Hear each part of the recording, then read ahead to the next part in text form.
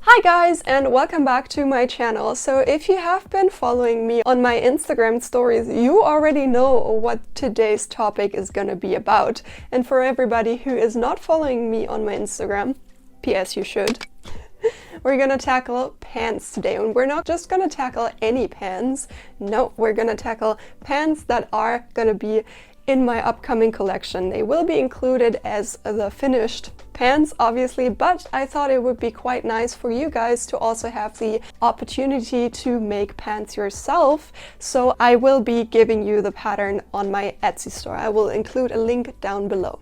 But obviously, I hope you can understand that as those pants will be part of my collection, I cannot give you the construction video of the pattern, but I am giving you the option to purchase the pattern instead and recreate these pants on your own in the color and fabric of your choice. So with all of that said, let's just jump right into the video.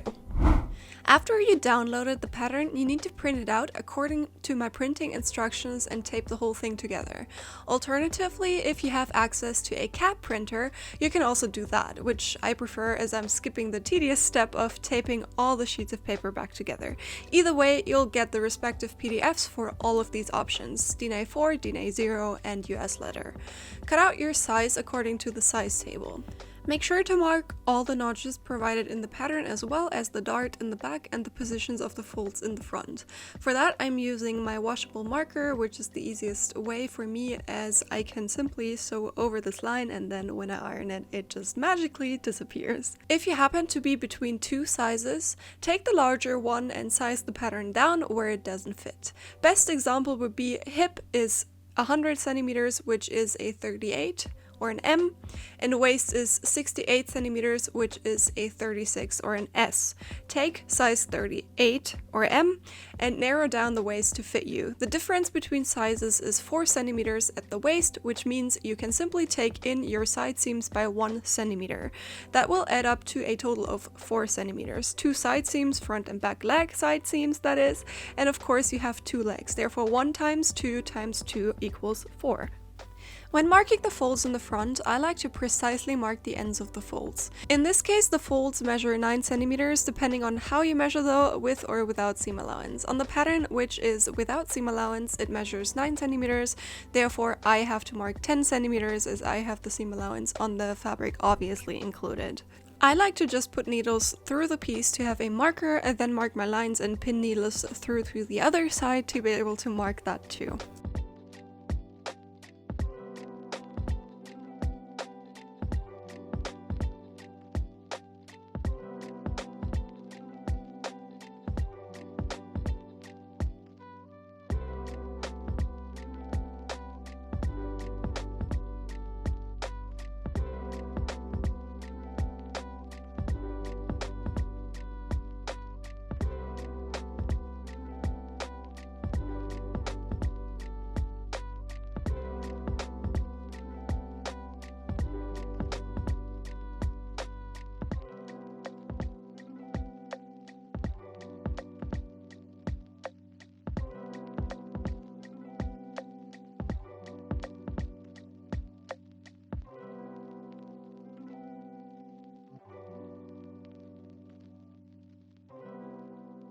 Once done with that, I make sure I have every notch marked. So I cut into the seam allowance basically, because those are really important as they mark such things as pockets or any other helping lines that help me to put the pieces back together. While preparing the folds to be stitched into place, it's important for them to face the right direction.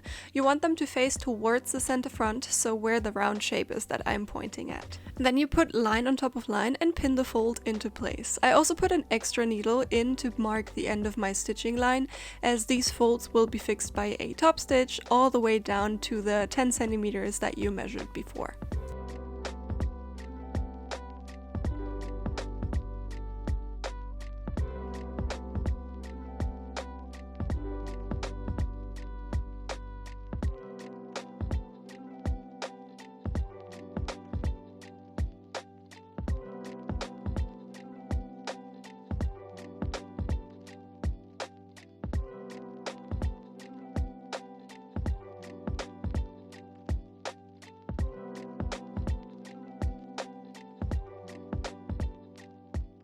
I also like to iron the folds down once I pinned them, just to have a secure fold that also if the pins might fall out or something happens, that I still know where they are and where to sew.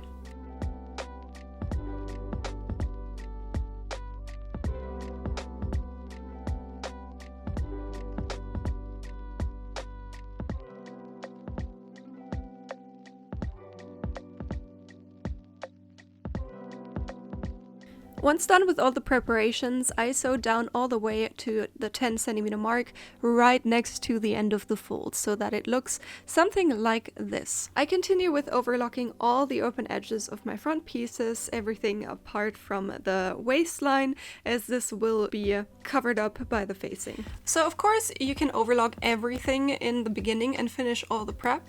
I think that comes down to preference. I like to do everything as I go, as I don't have to think too much about every little detail before I actually start working on it. But of course, if you have a normal sewing machine and switching between the overlock stitch and the straight stitch can take some time, you will need to do all of the overlocking first.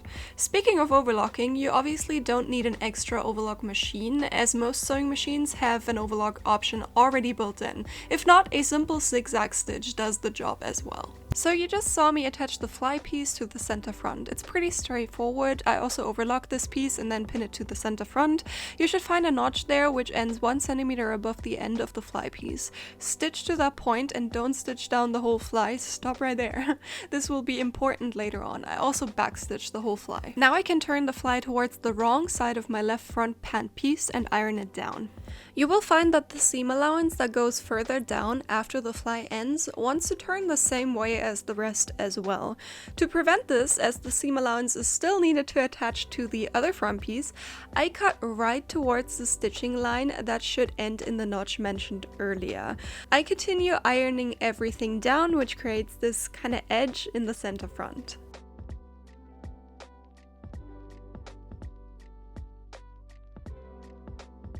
Putting the front leg pieces aside for now, I continue working on the kind of rectangular looking fly piece. This is the piece that's gonna lay between your skin and the zipper, so a pretty important piece for comfort. To stabilize it, I iron on light interfacing.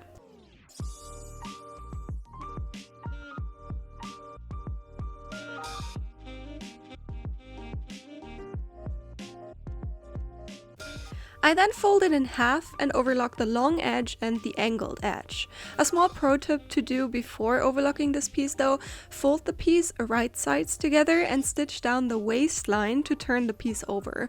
I will end up doing something kind of like this because I forgot to do this actually.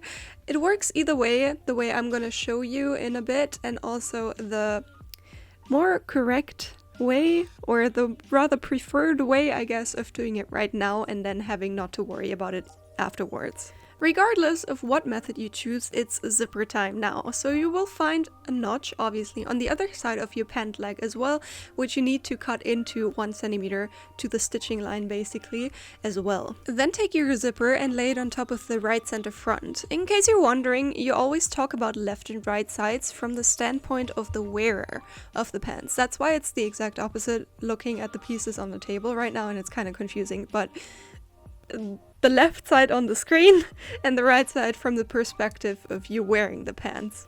Anyway, I pinned down the zipper and sew it until the notch. By the way, you also need a zipper that's around 30 centimeters long. Once the zipper is in place, take the fly piece you just prepared and place it on top of the zipper and stitch it down as close to the zipper as you possibly can. A one-sided foot for the machine. A one-sided presser foot for the machine is pretty handy for this. Also, I wanted to add that I actually did a poll on my Instagram stories whether I should leave small bloopers like that in or not. If you haven't already, feel free to follow me on my Instagram. The handle is exactly the same as on YouTube, and I have it linked down in the description box below as well. You basically decided that I should keep stuff like this, and you can leave me a comment if you agree or if I should continue to just cut it out.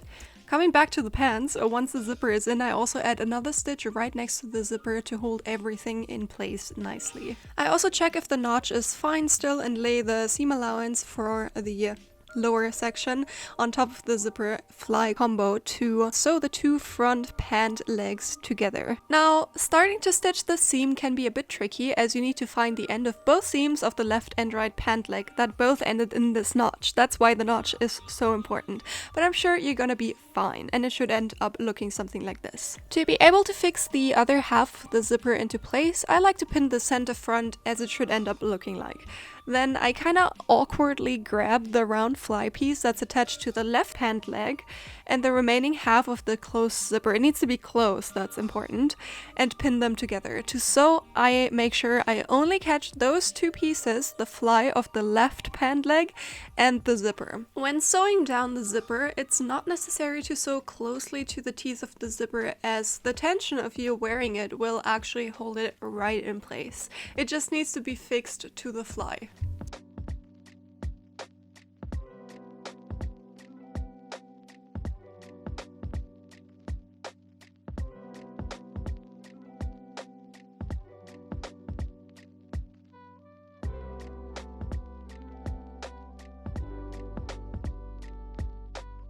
After unpinning the center front, it should look something like this, and as you can see, the zipper has some room on the right side and it is hidden by the left side of the pant leg.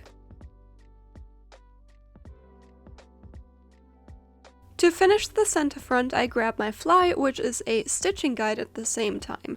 That's why it's labeled Fly Stitch. I put it right on top of my workpiece and trace it with a washable marker. I will then continue stitching everything in place, following my guideline.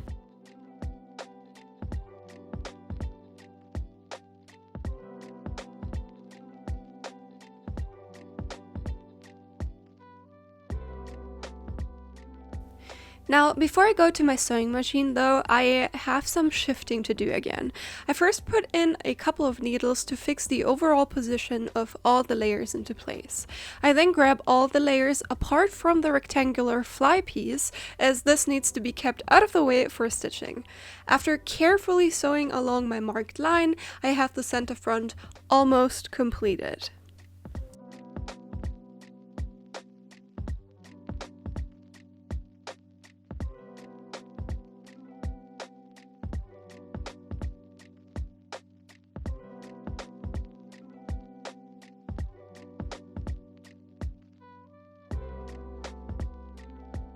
Also, this is what I was telling you before, to turn the fly pieces over before you actually start sewing it in. But if you haven't, like me in the video, just cut into the piece right behind the zipper and fold the edges inward and top stitch them. It should be fine as well for the other side.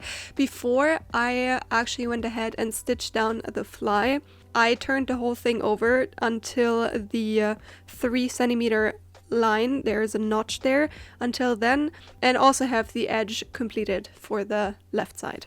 Last thing is to put some bar tacks in. Those will actually be sewn over top of all the layers, including the previously always folded back rectangular piece, and there should be 2, one going horizontal and then one vertically, and they are to prevent ripping everything out of place. They basically secure everything, because there will be a lot of tension, you know, if you open your pants and whatnot, take them off, put them on.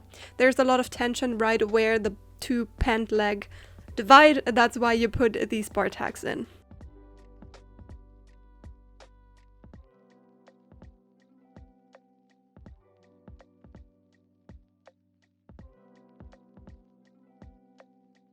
Continuing on with the back legs, first thing to do after giving the pieces a good iron is to close the darts on both legs. I iron those towards the side seam and continue to stitch the center back together. I also overlock the center back at once, so both seam allowances of the center back get overlocked together, and then the side seams as well as the inner leg seam.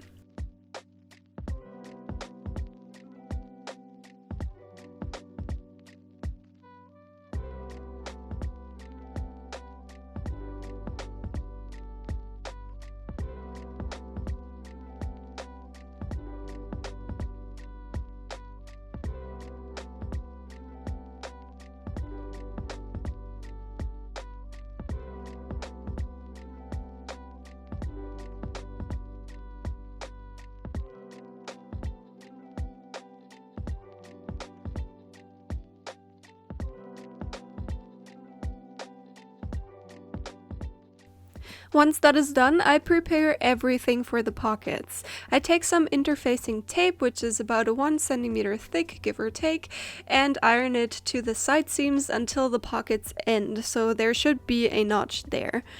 I do that for all of my pieces, so also the back and the front pieces, both sides.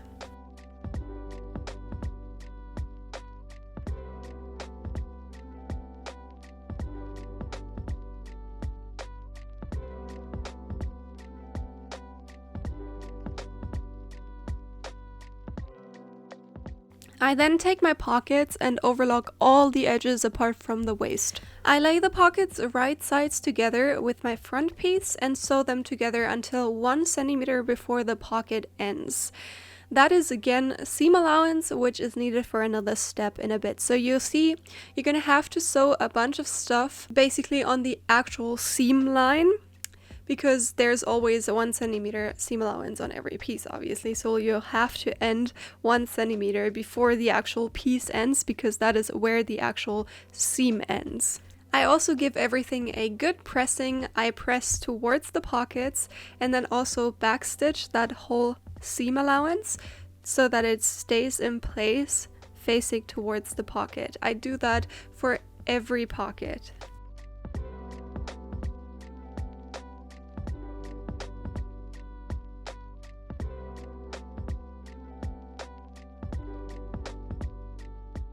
I then lay both my front and back piece right sides together and pin the pocket seam together. As there are notches to mark the opening of the pockets, I find those spots and pin it together as well. I make sure to pin both seams exactly on top of each other, as I will sew a millimeter or so towards the center front, so towards the upper side in the screen right now, towards the center, front or back, depending what side you have laying on top, to hide the pocket seams in the end. You can kind of feel the two seams if they're laying a bit next to each other or perfectly on top, as there is some height variation between having a seam and obviously just one layer of fabric. You can kind of feel that with your fingernail. This method works for me amazingly well, and I don't even bother to put other helping pins apart from top and bottom and then the markers for the opening in. Sew from the top towards the first pin that marks the start of the opening, back tack and cut your thread, and then sew the lower part close and continue sewing the whole side seam all the way to the hem close. Before continuing, I like to quality check that seam, making sure that I did sew correctly and the seam is actually hiding the other seams like it should. But as you can see there, it looks pretty nice and I can continue working.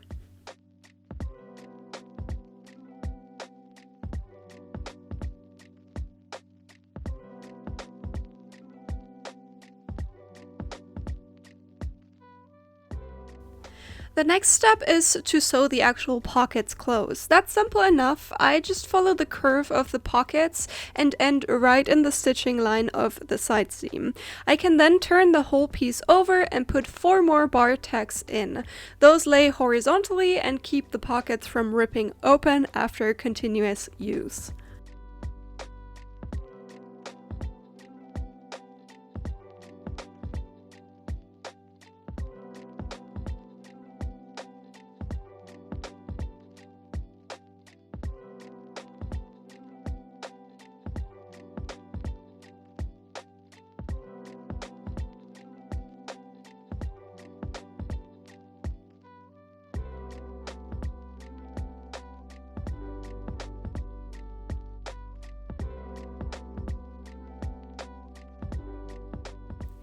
I can then go ahead and close the inner leg seam, which I just do by turning everything over again and then just pinning the center, front and back together, as well as the ends of the legs, so the hem of the leg, and then just make a straight stitch all the way from left leg to right leg.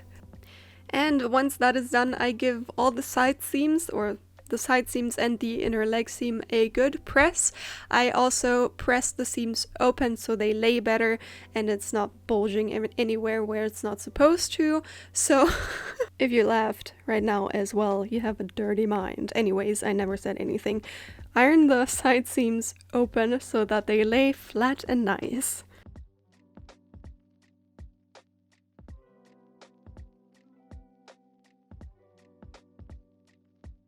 So now that the pants already look like actual pants, it's time to tidy up the waistline.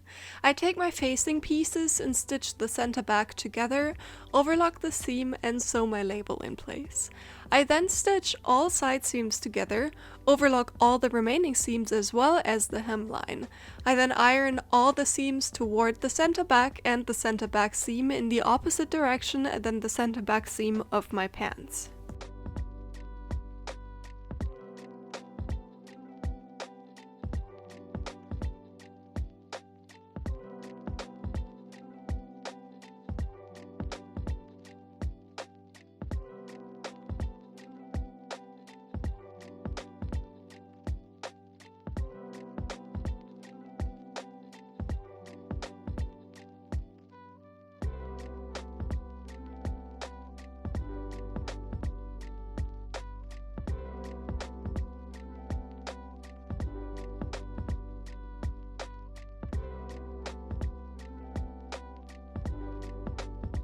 The seam allowances facing in a specific way is gonna be important once I pin both together, as both seams will lay in opposite directions, making the sewing really easy. I pin the waistline in place apart from the opening in the front. I sew until the notch on the right side and the zipper on the left side.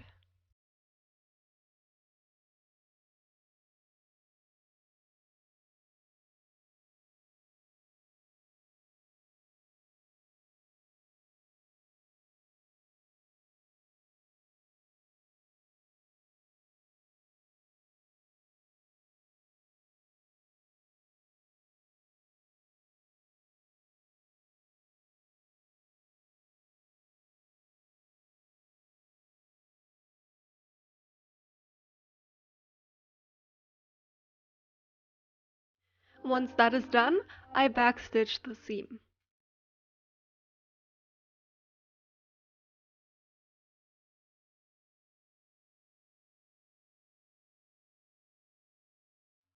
I then iron everything and fold the center front seams so that they sit nicely and pin them so I am able to sew that seam. It's pretty hard to explain what I am doing in the center front, so I'll suggest you just watch and do exactly the same as I am doing, but basically on the right side of the pant leg I am folding in 1 centimeter as it's gonna end up right where the facing ends as well, and I kind of like grab the seam allowances underneath and pin them together, and then you can kind of fold it so that your seam allowances face the outside, and then you can sew along that seam, catching the seam allowances of your fly and also of your facing. It's just tucked nice and neatly underneath there.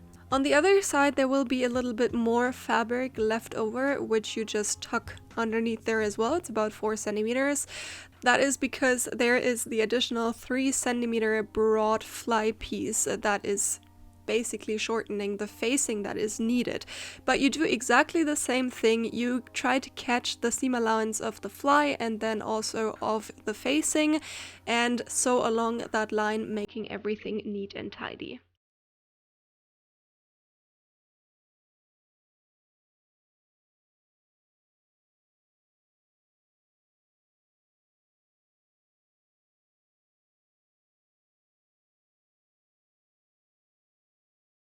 Once everything is done, I continue with the belt loops. And the belt loops are going to be important because they also fix the facing in place so that it doesn't come up or it's never going to be visible, you know?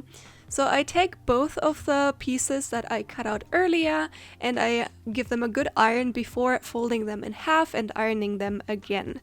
I then take some cotton yarn or whatever yarn you have laying around. It just needs to be kind of strong so that it can hold up to a little bit of pulling pressure.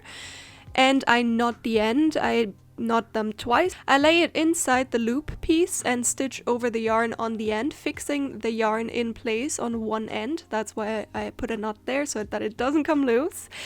and then I sew down on the side at around 5 millimeters seam allowance. When I pull on the yarn now, I will be able to turn the loops over. I give it a good iron as well, and then cut 8 pieces out of the 2 loop pieces, which are going to be 10 centimeters long each.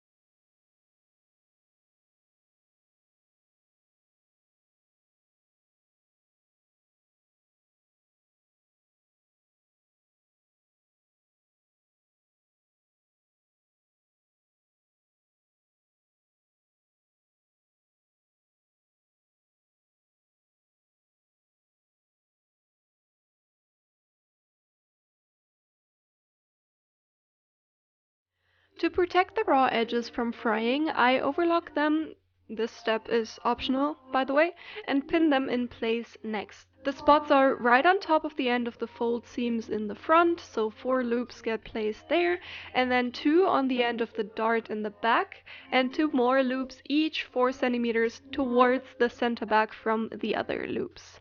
I stitch them all in place by just bar tacking over them, so I just go back and forth over top of the loops a couple of times.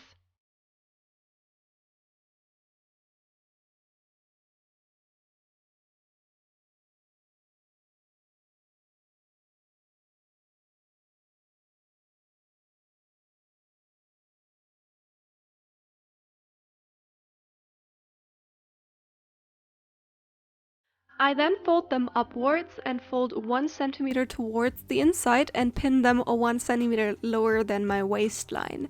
I bar take them again. Make sure to give the loops enough room so they don't pull on the fabric. Make sure to be extra careful while sewing the loops in place, as they hold the facing in place as well, and you don't want to have any folds or whatever in your facing. You want it to lay flat and nice and neat.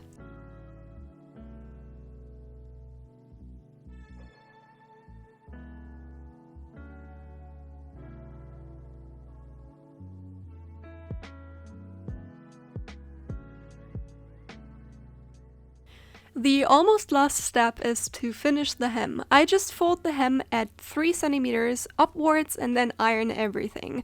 I then top stitch at 2 centimeters. Feel free to do a blind stitch here or whatever hemming method you prefer. You can also use hemming tape. Anything that works for you is fine. I just like the look of this top stitch at the hem, as it also makes the pants look a bit more casual and not as elegant as they are, but obviously that comes down to personal preference. If you also have a fabric that is more on the elegant side, feel free to just blind stitch the hem or bar tack them on the side seams or anything that you like. Then, after all that work, I add the ironed fold in the front, which goes from the middle of the legs all the way up to the inner fold on either side of the front, and I am done. So these are the finished pants. You can see the fold right there. I am really happy with how the pants turned out. Of course, I'm also gonna show you some video, and I also want to say excuse the somewhat boring videos in my sewing room in comparison to all the other pieces I made and showed you in a more exciting space, I guess, but it has minus 14 degrees Celsius outside at the moment, and I do not want to spend any additional time out there if I don't have to, so sorry for that. The other day I thought I almost froze my fingers for good while scratching my car, and I still feel some tingly sensation in some of my fingertips 2 days later, so sorry.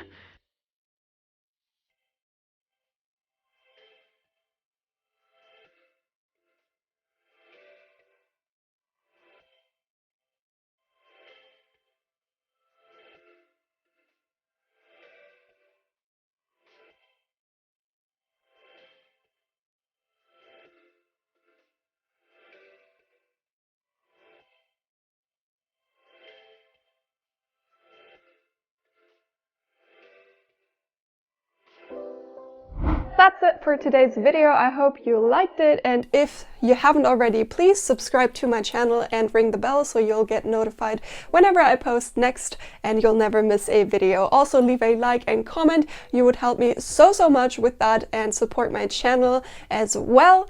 And I hope you are gonna have a lot of fun recreating your own tapered pants. I'll leave a link to my Etsy store down below and you're very welcome to check that out. I hope you liked this video and I'll see you next Sunday. Bye guys! Yeah.